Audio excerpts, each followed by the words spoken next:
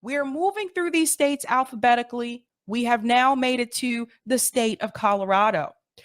I'm going to do half of Colorado tonight and the other half on Thursday because Colorado, like Arizona, like Alabama, has a lot. So I'm splitting it in half tonight.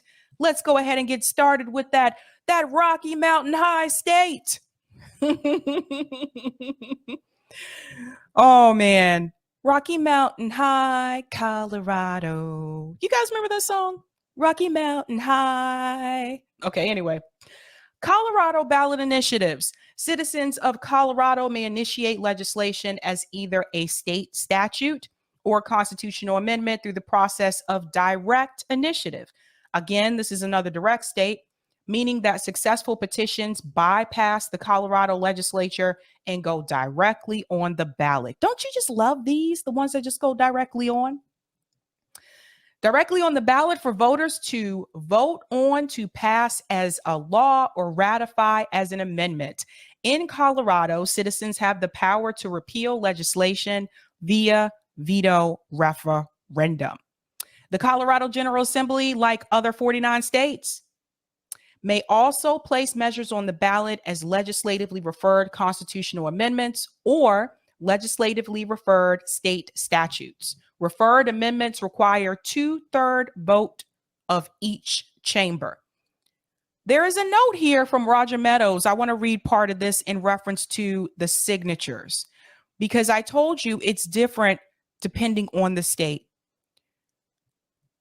In Colorado, the number of signatures required for a successful petition, be they constitutional amendments, statutes, and referendums, is 5% of the total number of votes cast for the office of Colorado Secretary of State in the preceding general election, who's elected every 4 years.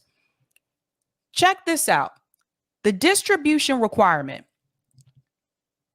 of 2% of the registered voters who live in each of the state's 35 Senate districts for initiated constitutional amendments, with the requirement based on the Senate district boundaries and the number of registered voters at the time the initiative petition is approved for circulation.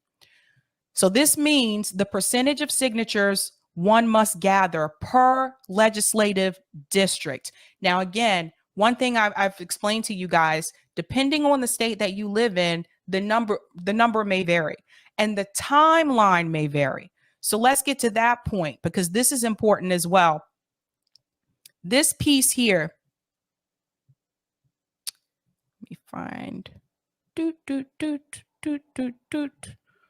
deadlines for collection.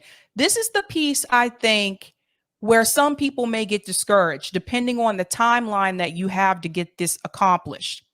In Colorado, petitioners have 6 months to collect signatures after the ballot language and title are finalized. 6 months. This piece here, referendum signatures must be submitted 90 days following the adjournment of the legislative session at which the legislation targeted by the referendum was approved. Now, look at this note here from Roger Meadows. I think this is important. Only 6 months to collect signatures for laws and amendments and 3 months for repealers, while Arizona, which is the same size as Colorado, gets 2 years. And this is the piece here where some, organizers may feel discouraged depending on the state that they live in. Some of the progressive policies have been passed in Colorado. Let's remember, Colorado, I believe, was the first state to legalize marijuana. And they were like, let's, make cannabis shops. They were the first ones, I think, to have the shops, right?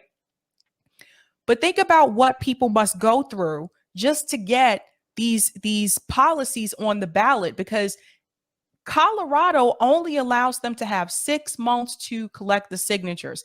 And to the point that Roger Meadows is making, Arizona, which is technically the same size as Colorado, they have 2 years to collect those signatures. So imagine if you have to get 4,000 signatures or 400,000 signatures, as Whole Washington was discussing with Washington State. If you have to get 400,000 signatures and you only have 6 months, how on earth are you going to be able to do that? How on earth? Could you imagine? So this is where some people, again, may become discouraged. That's why I wanted to point that piece out there. Now, let's go ahead and get into the first ballot measure here. Colorado Amendment D, designate judges to 23rd Judicial District measure. This ballot initiative passed by 67.38%. Let's go ahead and get into it. So it was approved. A yes vote supported this constitutional amendment to direct the governor to assign judges from the 18th Judicial District to the new 23rd Judicial District by November 30th, 2024, and require these judges to establish residence in the new 23rd Judicial District by January 7th, 2025. A 55% supermajority vote was required for this one, just for this one. It was supported by, if you live in Colorado, you may want to know this, it was supported by these state senators: Rhonda Fields, Bob Gardner, Mike Weissman, and Kevin Van Winkle. So, in reference to opposition, Amendment D, Colorado Blue Book official arguments. Amendment D is not the only way to assign judges to the 23rd Judicial District. The Constitution and the state statute allow for judges to be appointed through a vacancy process or to serve in other district under certain circumstances. So that's important to note there as well. Now, let's go to the second one here. This one kind of hits close to home for me. Colorado Amendment E, homestead exemption to surviving spouses of U.S. Armed Forces members and veterans measure. This passed by 87.93%. So a yes vote supported extending an existing primary residence property tax exemption available to qualifying seniors and disabled veterans to the surviving spouses of military service members who died in the line of duty and the surviving spouses of veterans who died as a result of service-related injury or disease. Let's talk about this property tax exemption. There was another state I went over already that did something similar to this, but it was in reference to people who are disabled, right? Property taxes can be expensive depending on which state you live in. But what can happen sometimes for someone who has a spouse, I don't think this should just be for military spouses, by the way. I want to be clear about that one. I see what they're trying to do, but I don't think it should just be for military spouses. If you have a spouse and your spouse passes away, what I have seen happen oftentimes is that now you have a spouse who is widowed and they are now one income, whereas before they were possibly two income. Or, you know, they could have done like my parents did for a while, where the military spouse was the only one that was employed and the other spouse was at home taking care of the kids. So that being said, if your spouse were to pass away, now you still have the house. You still have to pay the mortgage and you still have to pay the property taxes on that house. Because let's be real, the property tax company, like, they don't care. The state doesn't care that your spouse passed away. They want their money. So what states like Colorado is trying to do is they're trying to provide some type of a property tax exemption for those people who were married to military spouses and the spouse, whatever, has either passed away or they're disabled veteran, or they had a service-related injury, which obviously is going to prevent them from still staying in the military. So some people will get like an honorable discharge because of that. So this is something we need to talk about more, about people who are widows and, you know, their spouses have passed away and they still have to deal with all of the financial burden that they may not have had such a burden with when the spouse was still alive. So I think they should extend this to everyone that is going through this, everyone who's a widow, you know, like give them that same option in reference to that property tax exemption, because oftentimes what will end up happening is they'll end up selling the home and downsizing. selling the home and getting an apartment or a condo, that kind of thing, and not being able to keep the home. That's right, Sebastian. I watch Purple Hearts, which covers this, and it's terrible. Yes, there's a movie. I was going to bring that. There's a movie on Netflix called Purple Heart. You should watch it if you haven't seen it. It brings up this issue. Okay, moving along. There was no opposition to this amendment. So the senators that approved it, Jeff Bridges, Paul Lundeen, Tim Gaitner, and Kathy Kipp. The next amendment here, this one did not pass. Colorado Amendment F, charitable gaming measure. It failed. The votes were 59.36%. Now, a yes vote supported amending the Constitution to do the following: repeal the ban on paying managers and operators of charitable gaming activities and limit compensation amounts to the applicable, sorry, I can talk tonight, minimum wage until July 1st, 2024. Allow the legislature to determine in statute how long an organization must exist before obtaining a charitable gaming license after January 1st, 2025, and it would reduce from 5 years to 3 years the length of time an organization must exist before obtaining a charitable gaming license through January 1st, 2025. Again, this measure was defeated. Now, something I want to point out to you, I've noticed for every state I've brought this up with so far, the gaming ballot measures are not passing. So far, they're not.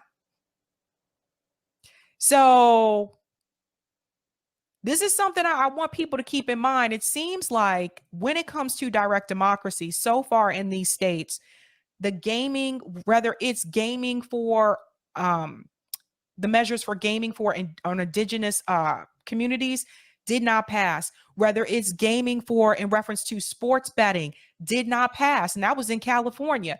So this is similar to something that I did see in Massachusetts a while back when they first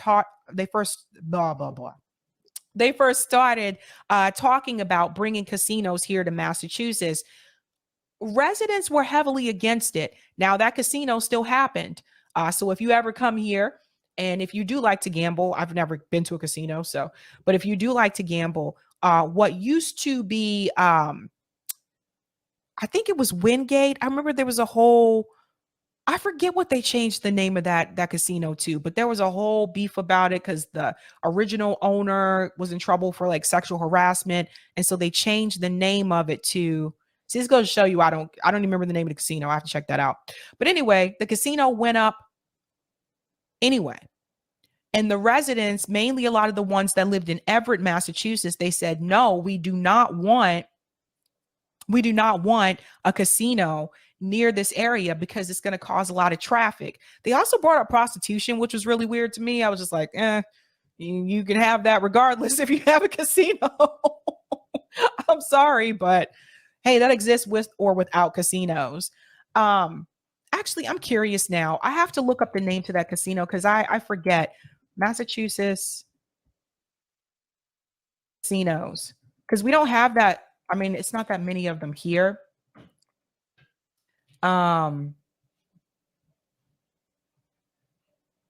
Massachusetts casino. What is the name of that place? Like, it's like I can see the building, but I can't.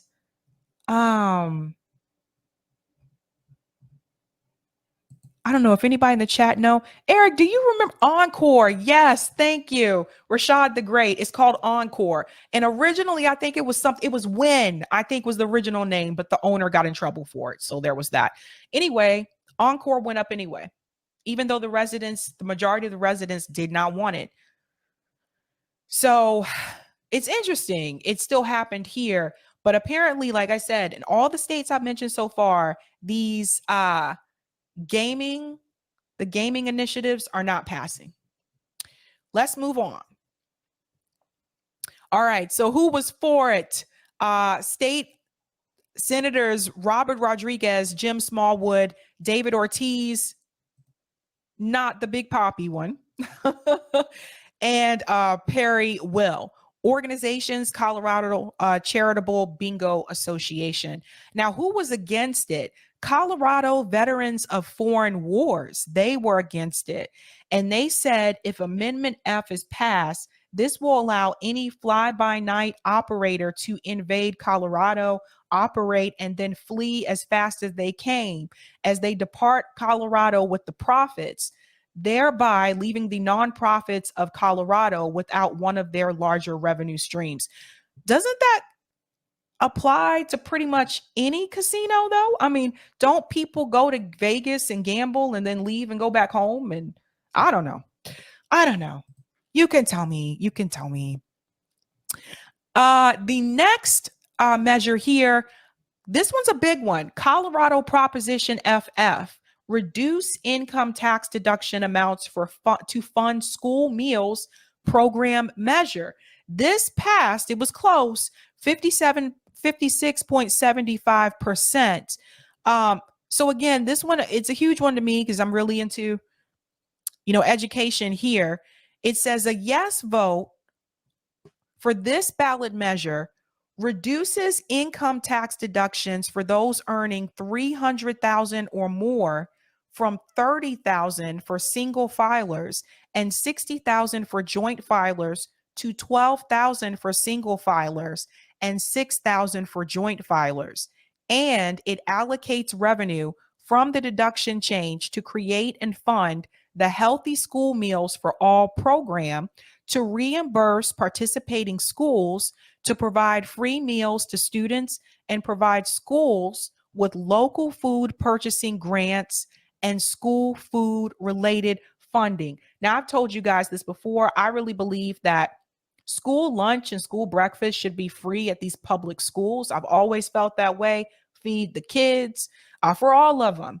Don't just make it like how we have it now where it's mean tested and some kids get like the reduced lunch or they get like a free lunch. Just do free lunch for everybody. I think in France, they do it that way, if I'm not mistaken. And then that way it takes away the, kind of reminds me of UBI a bit because it takes away the stigma, Like I would think about that sometimes, like the kids that were on reduced lunch or had free lunch, and then everybody else would pull out like their money to pay for lunch. And it's just like, you knew who the kids were that had the free lunch because they didn't have to pull out any. It just, I don't know, take the stigma away and just give the lunch to everybody. So it's great that Colorado is trying to bring something like this to be, because it says yes on FF, Healthy School Meals for All. Healthy School Meals for All Colorado students in Hunger Free Colorado led the Yes on FF campaign. Who opposed it? Everybody remember this name, John Caldara, president of the Independence Institute. So what's happening, John? What's happening here? This is what John said. This is really a stupid idea. This proposal is, hey, let's get the rich guys to buy our kids lunch. I don't see the problem, John. I don't see the problem, John. Boy, I tell you. State Representative Richard Holtorf said, my kids are grown, but if I had kids, how can I sit here and say my kids should have a free lunch if I'm making six figures? I don't think that's right. So I have a fundamental problem with the premise of the bill. People that could afford to pay need to pay to subsidize programs needed to help the people who need the subsidies. Again, if you were to go look at the budget, if we change the way that some of these budgets are in some of these states, we could definitely give more when it comes to education. But a lot of times, if you pay attention, when these states cut the budget, education is one of the first places that they'll touch, as if it's not important for people to have a decent education. Anyway, it passed. Moving on to the next one. This is funny because Roger Meadows said John Caldera and State Rep Holtorf are real dicks. What's this, Derek? Caldera is a libertarian radio host tool. That is good to know. Thank you for letting me know, Derek. That explains a lot. Not the libertarian part, but the tool part. All right, moving on. This one here, Colorado Proposition GG, include income tax effects in ballot language measure. This passed by 71.92%. A yes vote supported requiring ballot titles and fiscal impact summaries for initiatives that affect income taxes to include information on how the change would affect income taxes for different categories of income.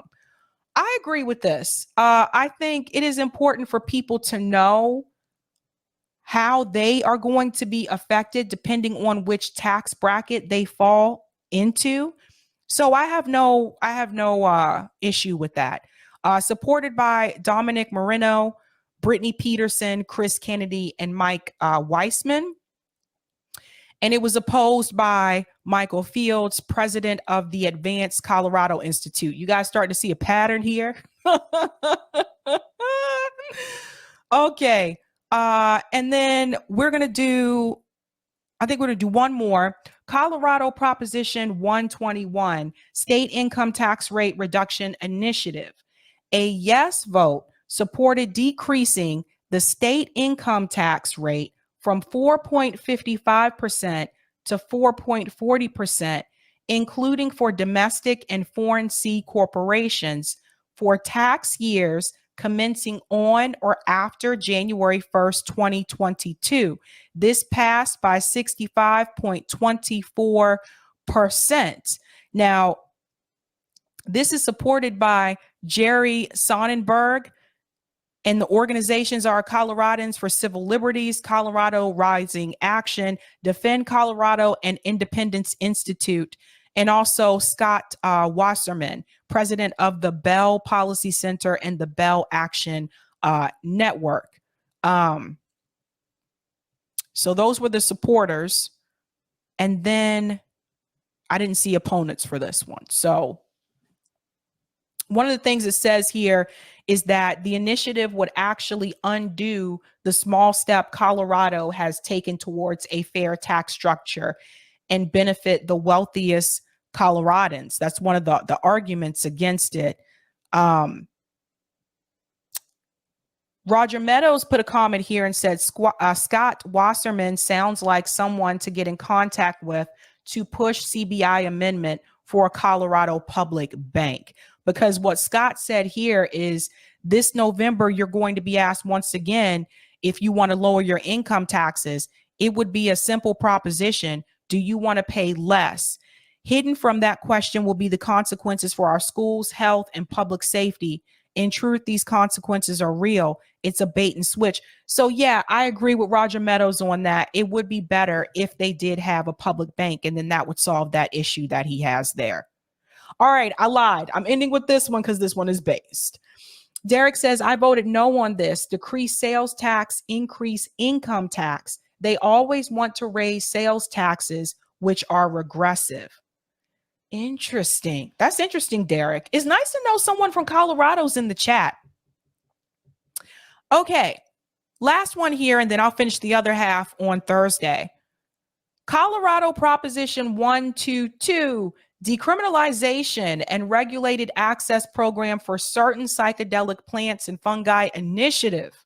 Well. This did pass. It was close, 53.64%. A yes vote supported the following: defining certain psychedelic plants as fungi as natural medicine, including DMT, ibogaine, mescaline, excluding peyote. I cannot pronounce this one. Psilocybin and psilocin. Decriminalizing the personal use, possession, growth, and transport of natural medicines for persons 21 years old and older, and creating the regulated natural medicine access program for licensed healing centers to administer natural medicine services. So this is coming off of, this is Colorado, but let's all remember, I believe it was, yes, it's Oregon. I always get confused. I'm like, was it Oregon or Washington State? It was Oregon that decriminalized all drugs. So you see what I mean? How when I tell you that you need that one state to get it through, and then that makes other states to start to think maybe we could do the same thing, or maybe we should try to at least do the same thing. Now you have Colorado, they just passed decriminalization of certain psychedelics. Now, who supported this bad boy? This was supported by New Approach PAC and Natural Medicine Colorado. And let me see if there were any opponents. The opponents were Luke Neferotos. He's the executive vice president of Smart Approaches to Marijuana. Interesting. And who else do we have here? I think that's the only individual. Okay. Yes. So Roger put a note here too that I thought was interesting. He said, see what I tell you, people love their vices except for gambling. Yeah, the gambling one is not doing too well in the States so far that I've gone through. Not doing too well. Yeah. Let me go to some of the comments here. Derek says Native people were against it because they don't want people poaching all their peyote as it takes a long time to grow and only in certain areas. That was a legit concern. Okay, that's good to know. I didn't realize that. All right, guys, take that time and go ahead and smash that like button if you haven't had a chance to do so. And we're going to go ahead and bring up these comments from Rockfin, and then I'll dive into the next story. Thank you so much for the tip on Rockfin, Roger Meadows. Sabby, 2016 Colorado voters approved Amendment 71, an initiated constitutional amendment that imposed a 55% to ratify constitutional amendments, including be they initiated by the voters or the legislature. Amendment 71 contained an exception for amendments written to do nothing but remove language from the Constitution for which a simple majority is still required for approval. Thank you so much for that, Roger. And thank you for this tip as well. Yes, just like Derek said, GOP is always in favor of the sales tax because they are supporters of a flat tax, not progressive tax, where a number of tax breaks are established. But with the flat tax, it hurts the poor people more than their donors. Sales tax means nothing to the rich. They can pay that with their eyes closed, yet the poor are getting killed. Well said there, Roger. So let's go ahead and finish up with Colorado. Rocky Mountain High. All right, Colorado, there are 3 left on the ballot initiatives here for this particular state. This is Colorado Proposition 123, dedicate state income tax revenue to fund housing projects initiative. Listen to this one. A yes vote supported creating the State Affordable Housing Fund and dedicating 0.1% of the state income tax revenue to fund housing programs. Now, this initiative did pass by 52.61%. So that was kind of close, but it skated by there. So this housing program would include providing grants to local governments and loans to nonprofit organizations to acquire and maintain land for the development of affordable housing. I've told you guys this before. We got to be careful with this phrase, affordable housing. Sometimes affordable housing is privatized.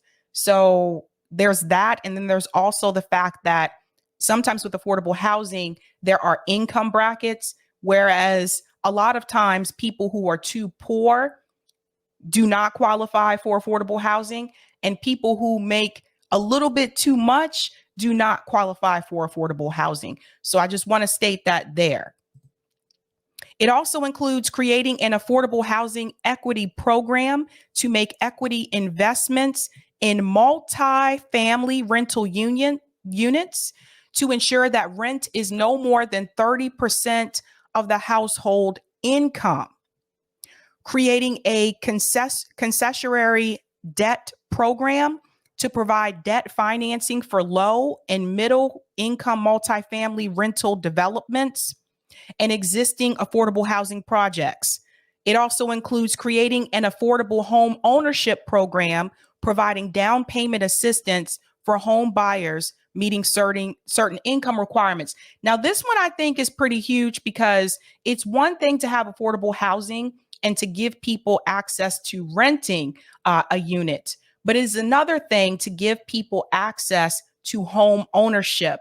And that's a piece there where for a lot of people who are working class and those who are poor, they don't get that option for home ownership because the down payment is so high sometimes. They can't save up enough money just to put down the money to even try to buy a home. It also includes creating a grant program for local governments to increase capacity to process land use, permitting and zoning applications for housing projects. And last but not least, creating a program to provide rental assistance, housing vouchers, and other case management for persons experiencing homelessness. So I'm glad they included the homelessness piece here as well, because we can't forget about the people who are housing insecure, who also need a place to live as well. What I do hope, and I've seen this happen before in Boston as well, I sincerely hope they don't privatize this, because once you start privatizing it, then you end up with all other types of issues.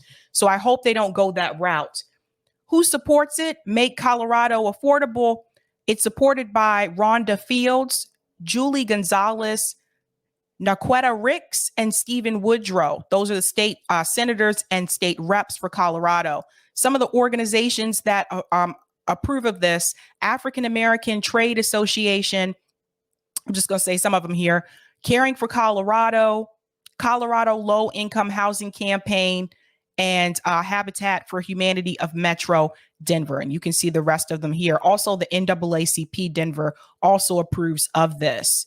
So if you're in the chat and you live in Colorado, let me know how you feel about this initiative, because like I said, some of these affordable housing programs don't turn out to be that affordable, depending on if your income bracket falls into that small segment, that small little gap where you don't qualify for income affordable housing, but you also don't qualify for Section 8.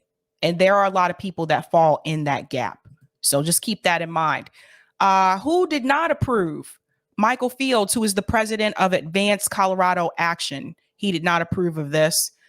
His argument is this: there is nothing affordable about taking $300 million of our Tabor funds. I don't know what that is, but Colorado thing there. Tabor tax funds for a flawed housing measure. To fix our state's housing crisis, we need to build more, not tax more. Coloradans are struggling and they want their full Tabor refund in upcoming years. Another person here who is Natalie Minton, a part of the Tabor Foundation board member, she said, if this passes, the number on that Tabor refund check is going to be smaller. And potentially in some years, there won't be a check coming to you because this will take all of it. I oppose this on multiple levels. Many of us don't want to live in downtown, but what this measure is driving us to do is to get more high density housing. And that is not what I want to see more of, frankly. So those are some of the opponents. Roger Meadows put commentary here where he said it would have been great if they got in there outlawing of private equity owning housing. Other than that, it looks great to me. That's the piece I was telling you about. Don't privatize it. The next ballot measure here, Proposition 124, Retail Liquor Store License Initiative. This did not pass. It failed. The vote was 62.31%. Now, a yes vote supported incrementally increasing the number of retail liquor store licenses an individual may own or hold a share in as follows. So Massachusetts had something similar to this as well, where same thing, it didn't pass here either. I think some people might have been confused by that question as well. So it says up to 8 licenses by December 31st, 2026, up to 13 licenses by December 31st, 2031, up to 20 licenses by December 31st, 2036, and an unlimited number of licenses on or after January 1st of 2037. A no vote opposed increasing the number of retail liquor license an individual may own, thereby leaving in place the current law, which limits retailers to opening a maximum of 3 liquor stores in Colorado. So it looks like that piece there is going to stay in place. So again, that one failed. Who supported it? U.S. Representative, Democrat of Maryland and co-founder of Total Wine and More, David Trone. Corporations, Colorado Fine Wine and Spirits. Organizations, Colorado Chamber of Commerce, Coloradans for Consumer Choice and Retail Fairness.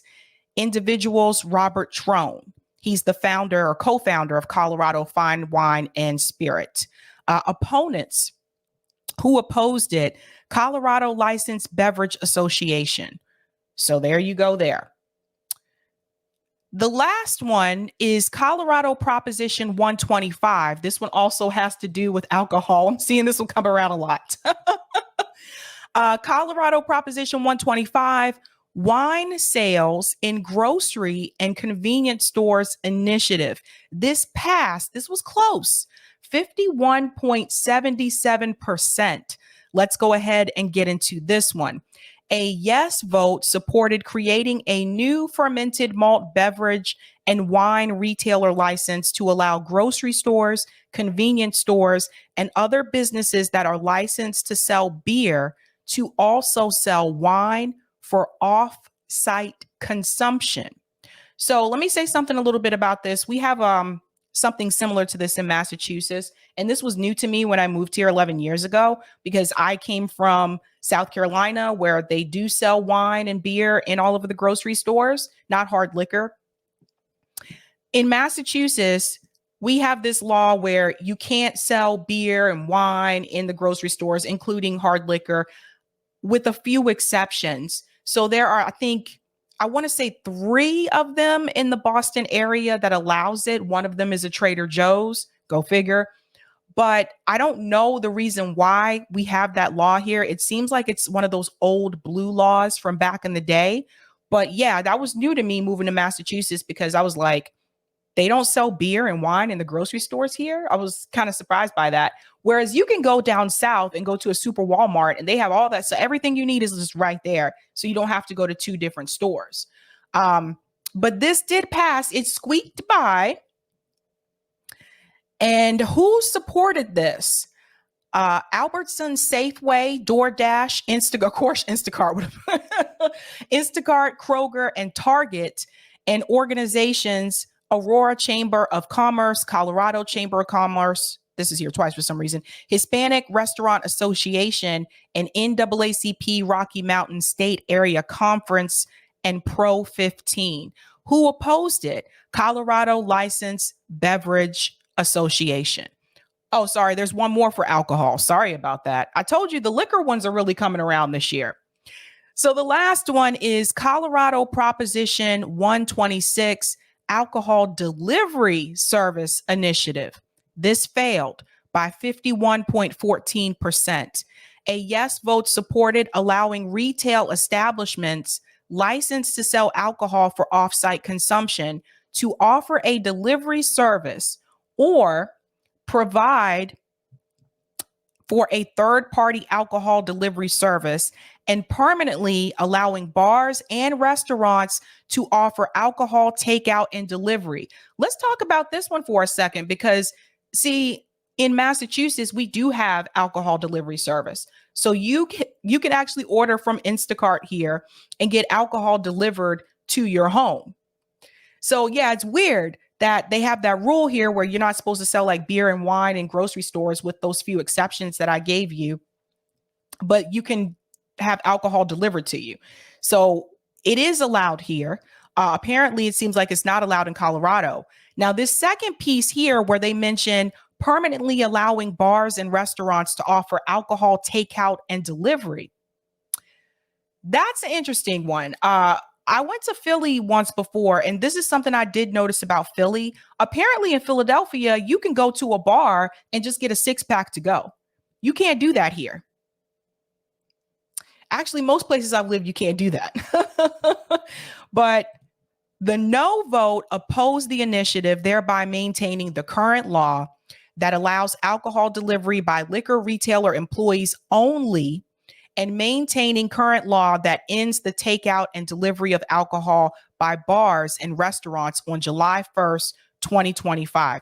This is very interesting. So it seems like in Colorado, in order to get alcohol delivered to you, it can only be done by the retailer, not by these third-party companies such as Instacart or DoorDash, so to speak. So those are the ones for Colorado.